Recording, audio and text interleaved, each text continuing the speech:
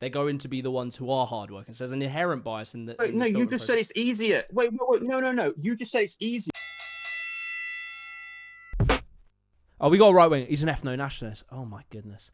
Should we do it? Ethno-nationalist? All right, yeah, okay. Fucking hell. All right, brother. Yes, how you doing? I'm not gonna lie, I am very nervous about coming on here For because sure, man. like Yeah, I get it. having certain views and yeah, Just let you like know, so we're recording, aspects. like, and it'll be on the TV and shit like that. So we can completely like, make Yeah. sure your face ain't there or anything like that. So don't worry. But no, like, I'm not trying to debate you Okay. or judge you or anything like that.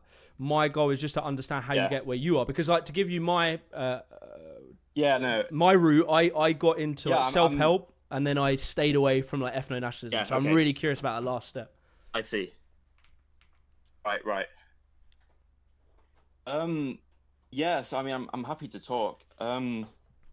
Well, yeah. I wish I could give a better sort of description of how I sort of got into it because I don't really. There wasn't really like a single point for me where I say I suppose I kind of gradually became more and more like ethno-nationalist over time. And what Um, were there people you listened to, were there specific instances that pulled you toward that? Were there maybe like I specific think not, YouTubers? well, not for me, not necessarily stuff online. I mean, nowadays, obviously, you've got Twitter's a lot of ethno-nationalist stuff on there, but I would say I was kind of already like ethno-nationalist before I went onto Twitter. I suppose for me, it was kind of like I just kind of noticed that um people of like different backgrounds that I meet in real life generally are more likely to behave in certain ways. So, for example, like one thing that you kind of notice is that on average, like if you meet like black people, they tend to be a bit more kind of confrontational in, than other races. And so, like, And what like, situations would you say you've occurred that? Like, where and when have you had that kind of thing?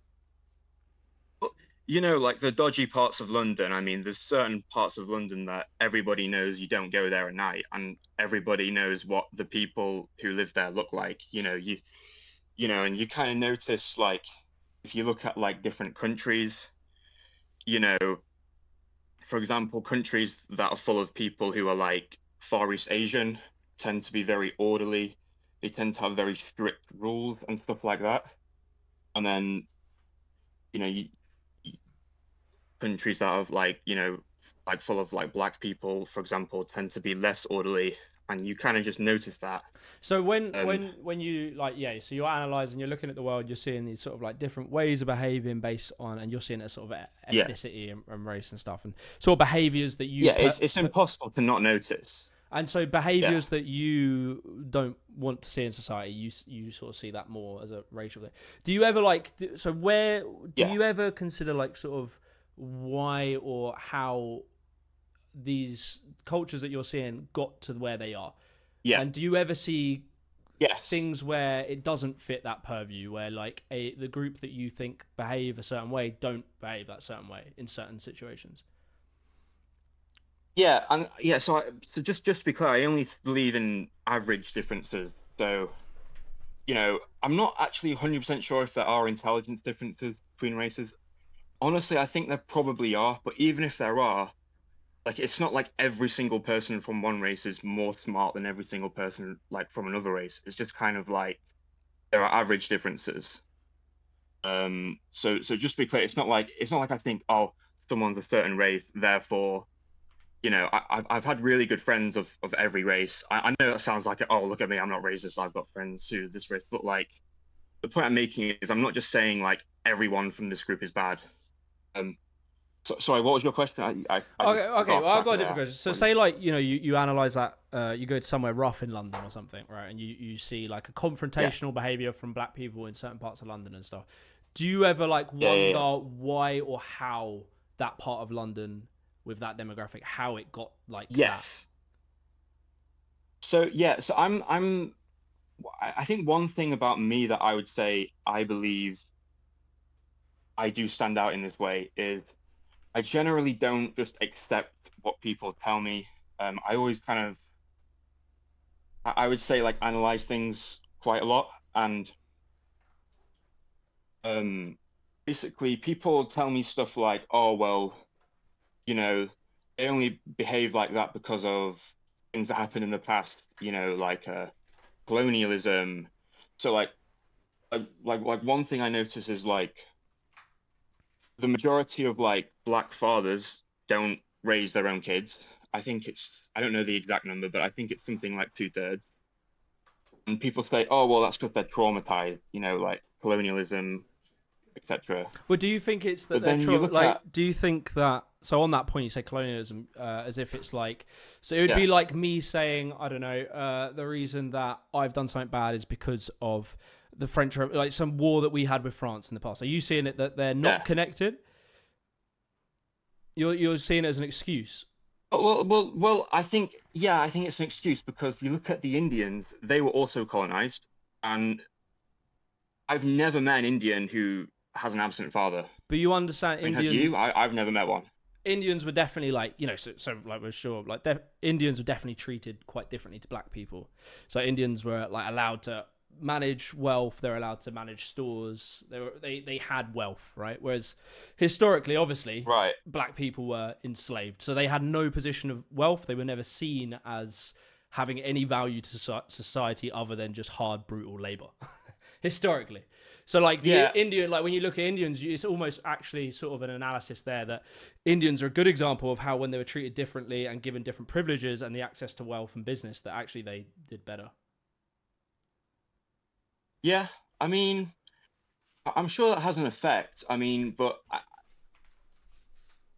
I mean, I suppose I just kind of, I see a lot of the same behaviors from lots of different races. Like, for example, Russians, I believe, like, when I meet Russians, I notice they are very similar to British people in their culture in a lot of ways. Like, not completely, but I do think Russians are quite similar, and they've had a completely different history. Like with the Soviet Union and Yeah. the terror of Stalin, and yeah, I mean, obviously it's extremely complicated because I think that both genetics and environment and history are both things that are very important, But and if we stay on I it, just like, think, because I think what you're saying about India is like really, it's like fascinating as fuck.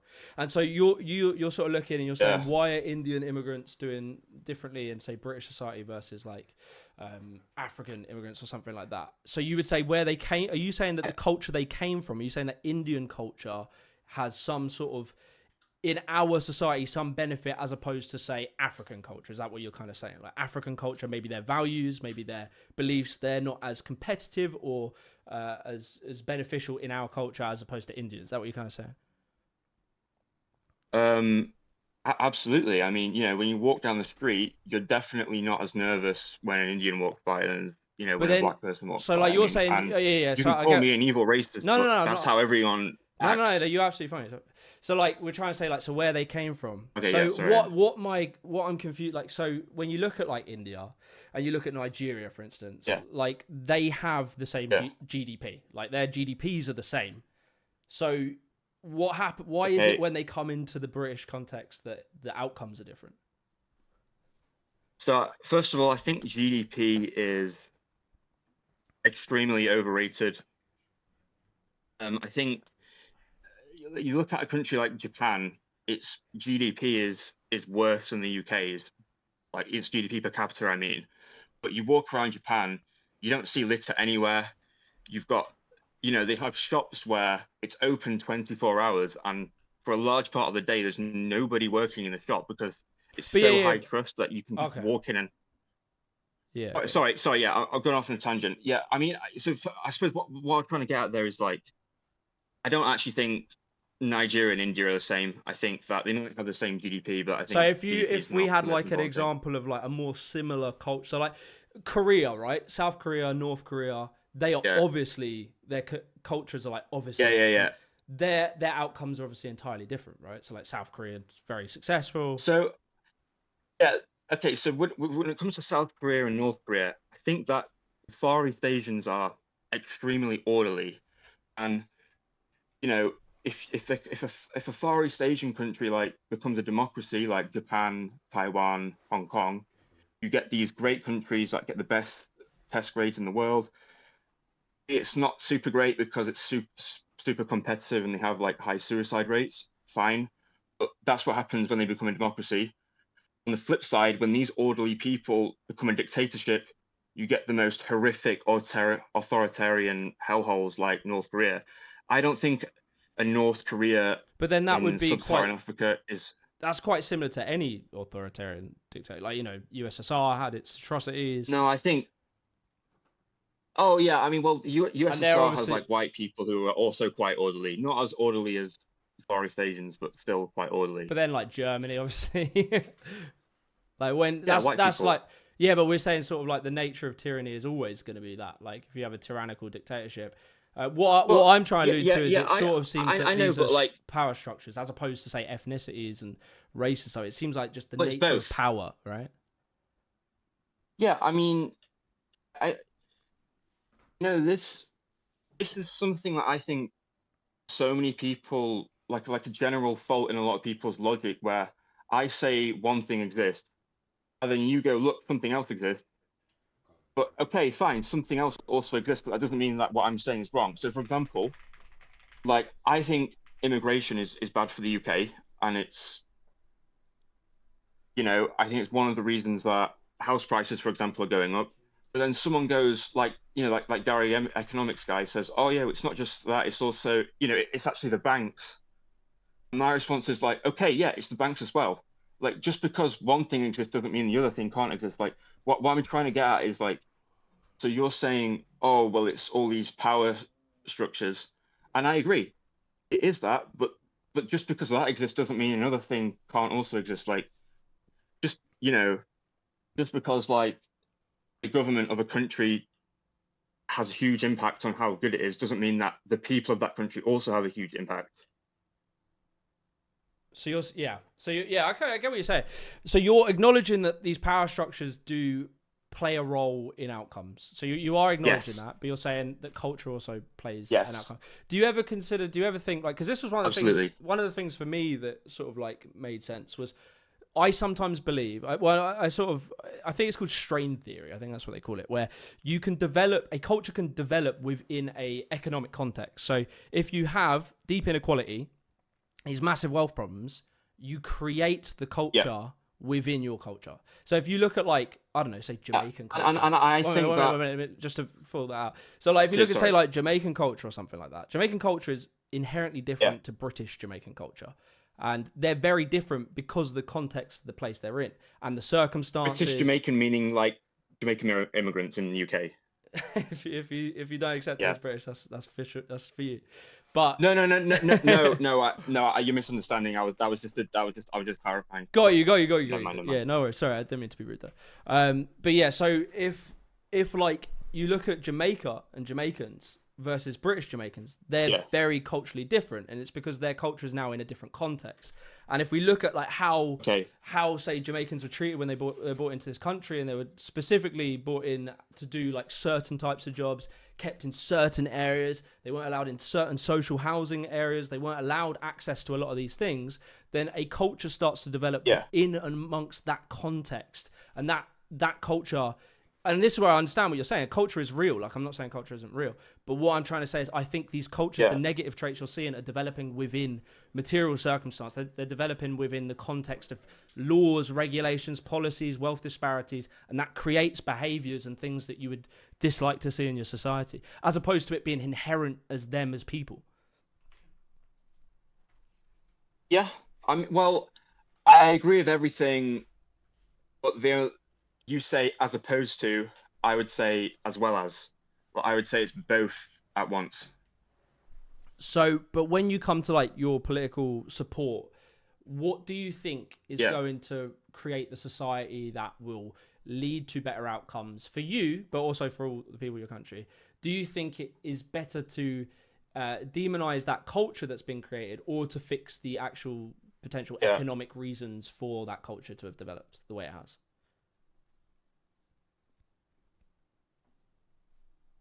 Well, I don't think there is a way of fixing it. I think that Well, if you think of like, say like you know, pre-war Britain was a pretty fucking rough place, and we used to behave very differently. Gangs of New York type vibe in yeah, London, but once we raised the living standards for all those people, seemed to like, it didn't yeah. fix it entirely, but it fixed a lot of things, and it does seem that you can solve these problems through creating better living standards for these class of people. And then what you get actually is not even just that it's good for Well, them, it becomes good for you, because then your economy grows, those people become more productive members of your society, they pay more tax, they consume more, which increases the country's GDP, etc. These are all beneficial things that we could all benefit from, as opposed to, like, I guess, a more like what would you call it, like like kick them out is what I'm trying to say. Like, there is a better way than rather than an aggressive way that probably won't fix it, because I think once you kick out certain groups of people, if that's what you kind of allude to or something, you're not going to fix those problems. Those problems will still exist within white cultures. You'll see that 80+% whatever of crime in Britain is still committed by white people. So say you even fix, like, if you believe it's tied inherently to culture and race, those problems of crime, etc., are still going to be here. They're not going to go. However, if we fix economic the I think economic there'll be less. conditions, I mean, like Cleveland, I think there'll be is less crime. like the second highest crime like very heavily white places in Britain have very high crime statistics, very high violent murder. Yeah. Like Glasgow was the fucking second highest murder capital in Europe, like in the 2000s. So like, it's not, I don't think it's an inherent thing, but even to say it is, do you not think politically it makes much more sense to fix the economic situation that might stop these outcomes than it is to just kick them out and then just accept that there's now going to be another underclass of people that are also going to be doing those problems? You're not going to fix those problems either way, even from your logic. I mean, I'm not necessarily saying anyone should be kicked out of this Fair enough. Fair country, enough. but I do think that well, what I would say is, if you look at Sweden, if I'm not mistaken, it went from being one of the safest countries in the entire world to now it's one of the most dangerous, the second most dangerous country in Europe. It has the most shootings per capita, the most grenade attacks per capita, and it's very clear that the people who are committing these crimes, these shootings, are vast majority immigrants from mostly African and Middle Eastern countries who entered in the last 20 years. Yeah. How could Sweden have avoided this increase in crime? Just not have immigrants, just cut immigration, and then you don't have crime. So that's it's literally just that simple. Yeah, okay. Sort of, it's that simple. So that's like, this is one of my problems with right-wing thinking. Let me say, that's sort of my problem with right-wing thinking, is it's extremely short term. So you would have, it's not short term. No, 1 minute. So specifically on what you're saying, like groups have come into Sweden, it's affected crime statistics and stuff like that. Specifically, the problem with that is specifically to do with integration. So they've not been able, like, they haven't perhaps funded programs, etc., to like really help them integrate. They've existed in separate societies, and they are sort of being held. Disagree. 1 minute. Okay, fine. But when we talk about, okay, so say you're 100% right, and then we sort of talk about, like, you think if you just didn't let them in the first place, that fixes things. That to me is very short-sighted. Like, that is looking at politics from like 1 to 2 years ahead of you, rather than 5 to 10 years. Because what happens? It's not. Because why do we take? It's not short-sighted. Why do we take refugees? Why do we take refugees? Yeah, why do we take them? Help people from war-torn countries. But what, we don't give a shit. Why does that benefit us? Well, it doesn't. That's what I'm saying. Why do we do it? Oh, well, to help out other people. No, because we're selfish people. We don't do that. What would be our interest in helping nations in war? What would be our interest in that? I think what you're trying to allude to is, well, I don't even know what you're trying to allude to be honest. Okay, well, if you run a scenario where we don't take refugees from a country, right? So say a country goes to war, loads of refugees, the country's falling apart, and we, by the UN Charter, we have to take, and this was after the war or during the war, whatever, We have to take refugees. Yeah. We acknowledge it. And the reason being, if you think you have this nation, it collapses into war, you now have a very Right. destabilized nation, and that becomes dangerous, right? Destabilized nations are incredibly dangerous because they're ripe for abuse, warlords, dictatorships, terrorism, and all those people are primed to be radicalized because they're in a fucked up scenario. They want an enemy, right? So you now have a whole nation, let's say it's 5 million people, and they're all in this fucked scenario. They're going to leave and go to different countries, right? So what's happening in the Middle East is that we are seeing large influxes from all of the destabilization that's been caused through our wars, etc. Large influx of people that are now having to go to neighboring countries. Those neighboring countries are also developing. They're also very poor. They don't have the infrastructure. They can't house these people. And you've acknowledged with your Sweden example that it's quite hard to take in refugees, right? It poses troubles. If you dump all those people into the neighboring country, which is a developing country, what happens there? You turn into the Congo, where refugees end up causing, not by them, but because of the way it impacts their economy, etc., that can destabilize another state. And then what happens? ISIS and terrorist groups, they start using this. You now build up a force that is very negative for the world, very negative for global trade, very negative for global peace, because you've just allowed states to get destabilized. So it causes this domino effect that destroys large parts of the world. And so we go, let's try avoid that from happening. Let's stop that crescendo of problems happening and getting worse by taking some refugees in the short term that might help keep the place stable. Maybe there's some outcomes that we can benefit from. That's why I say it's short-term thinking, because to me, a right winger says, well, it's like just, I don't know, you have your finger's green, so you just go, oh, I'll cut it off. But you have gangrene. Like your problem, that might actually fix gangrene, I don't know. But like you have a deeper internal problem. And so what we're seeing, what the problem is we're saying like, just push it to the side, don't fix it. Just penalize and suppress, like hit the lump in the rug, don't take the thing out of it. And that's my problem with the right wing argument, is because, okay, cool, you might fix things for 2 years. Then what? Yeah. So what I think you've done right there is, I think that I've given you an argument that's kind of just, in my opinion, undeniably true.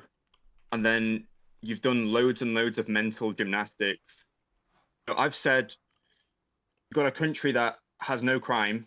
They accepted 20% of their population's worth of immigrants who commit loads of crime.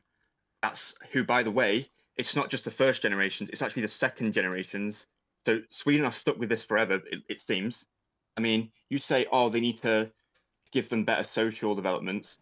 No, help them integrate, because you're right. It's the fact that it's a separate society. But Sweden did more than any other country in the world.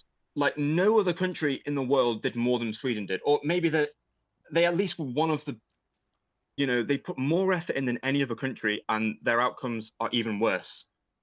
And they're stuck with this forever, it seems. I mean, okay, maybe it can be turned around, but it hasn't been turned around. Sweden had a left-wing government. Yeah. If you look at like Portugal, and you're Portugal talking about taken... like, oh well. You're talking about, oh well, it destabilizes the countries around. I think that's just mental gymnastics. I mean, no. I don't know. I mean, I get what you're saying. I doubt it makes that much difference. Like, I mean, it does. I mean, literally, if you look at the Rwandan genocide, it led to Congo having 2 civil wars. And if you look at, but like, wait. If you, one minute. If you look at like no, I don't agree with what you're saying. If you look at the Afghanistan, like when the USSR and America were having a Cold War in Afghanistan, those migrants ended up becoming the Taliban, which ended up causing 9/11. Yeah, of course. But like you're talking about Congo, but like Sweden, for example, is not. The West are not going to take every single Congolese refugee, or maybe take like 20%. And then those 80% are still going to cause the same issues. Well, okay. Sorry. I mean, I'm sorry I'm getting heated, but like, yeah. No, that's all good. I just don't understand your solution. That's my problem. I just don't see how your solution works. So like, I can agree with you. If you don't heavily, so if you look at Britain and you look at refugees and how we've dealt with refugees, where have we seen the most success? Hong Kong refugee program and Ukrainian program. It was very easy to do it, and they got a lot of support.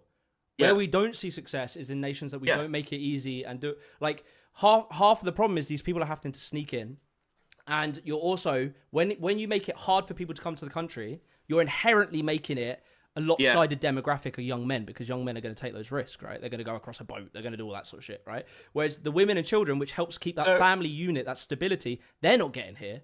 They're not going to come here. So we make it inherently hard, we make it inherently very difficult, and we get all the worst outcomes. If we allowed family structures, if we made it very easy for them to pass and get into work very quickly, we would get far less of the negatives and we'd get benefits. But because we're scared of it, we end up causing worse problems. And then it's that short-sighted thing I'm saying about... But hang on, but Sweden and Germany made it really easy for, Sweden was the most welcoming country in the world, and it turned out terribly for them. From my understanding, I just think you're completely wrong. I think. Yeah, go on. I think the reason why Ukrainian and Hong Kong refugees do better is because their culture is very similar to ours. Like Ukrainians' I've worked culture with is Ukrainians' culture is incredibly different to British culture. They look at, you watch Game of Thrones. You watch Game of Thrones. You look at Ned Stark as a hero. They look at him like an idiot. They have a totally different values structure. Well, I think. Okay, maybe their culture is different. I suppose what I'm trying more to allude to is their values. They might have different culture, but when you work with them, what nations are you talking about? They're really good team players. But specifically, what nations are you talking about? I'm specifically talking about Hong Kong and Ukraine. Okay, I've worked with people from both Hong.